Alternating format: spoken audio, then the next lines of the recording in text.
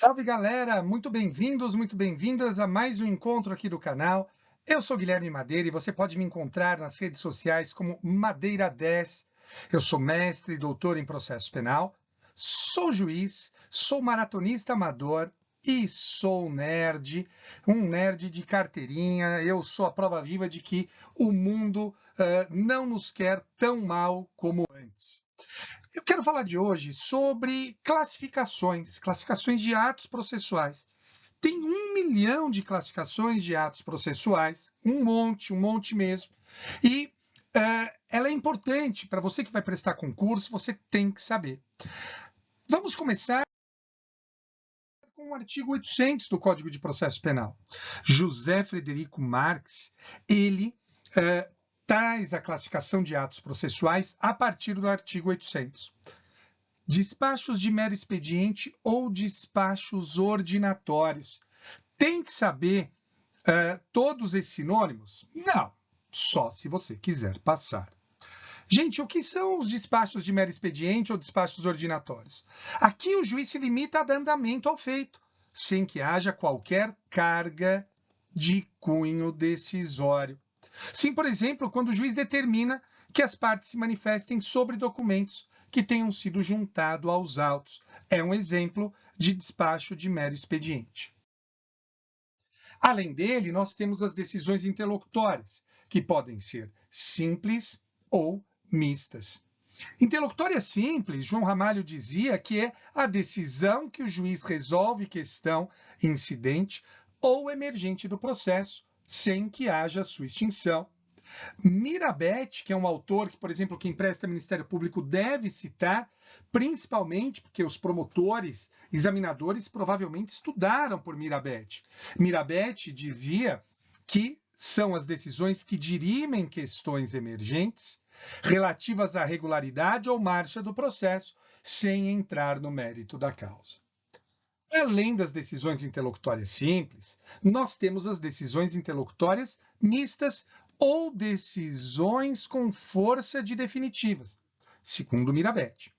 É o ato processual em que o juiz resolve uma questão incidente ou emergente que de algum modo prejudica a questão principal ou coloca fim a ele. E aí, meus amigos, eu quero que vocês saibam os dois tipos de decisão interlocutória mista que nós temos: terminativa e não terminativa. Terminativa é a que põe fim ao processo sem resolver o mérito da causa. E o melhor exemplo é o da decisão que rejeita a denúncia ou a queixa. Não terminativa é a que encerra apenas uma fase do procedimento, e o melhor exemplo aqui é a pronúncia, lá do artigo 413 do CPP. E aí, o último ato são as sentenças, que também são conhecidas como decisões definitivas ou sentenças em sentido próprio. São as que solucionam o mérito da causa julgando o seu mérito. E aí, eu quero que vocês saibam as classificações de sentença. Gente, de acordo com o resultado, a sentença pode ser condenatória, quando acolhe a pretensão da acusação, absolutória, quando rejeita a pretensão da acusação, quando o juiz absolve o acusado, ou, atenção agora, sentença terminativa de mérito. Um exemplo de sentença terminativa de mérito é, primeiro, o que ela é? É aquela que julga o mérito, define o juízo, mas não condena nem absolve. O melhor exemplo que nós temos aqui é a decisão do juiz, a sentença do juiz, que declara extinta a punibilidade. E quanto ao órgão que proferiu a sentença pode ser subjetivamente simples, subjetivamente plurima e subjetivamente complexa. Simples é a proferida por um sujeito apenas. Sou eu, né? Quando eu profiro as sentenças no meu gabinete. Plurimas são as proferidas por órgão colegiado, são os acórdãos. E complexas são aquelas que resultam da intervenção de mais de um órgão. Vejam, Órgãos de colegialidade heterogênea é o que nós temos no Brasil. Um exemplo é a questão do júri. Na segunda fase do júri, cada um atua sobre um aspecto diferente. O jurado sobre a matéria de fato e o juiz sobre a matéria de direito. E, por fim, quanto à execuibilidade. José Frederico Marx fala em sentença executável, que é cumprida imediatamente, e o exemplo é a sentença absolutória. Sentença não executável é a sentença que não pode ser cumprida imediatamente. Por exemplo, a sentença condenatória.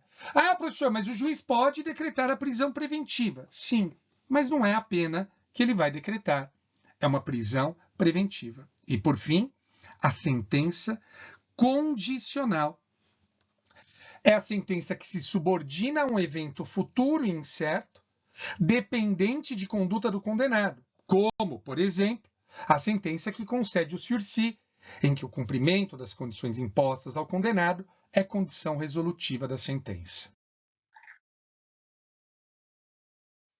Eu espero honestamente que você reveja essa aula, que você anote e que você tenha gostado. Compartilha com seus amigos, deixa o like, se inscreva no canal e tudo aquilo que você sabe já está careca de saber. Amigos, obrigado pela atenção, fiquem com Deus e sejam felizes. Valeu!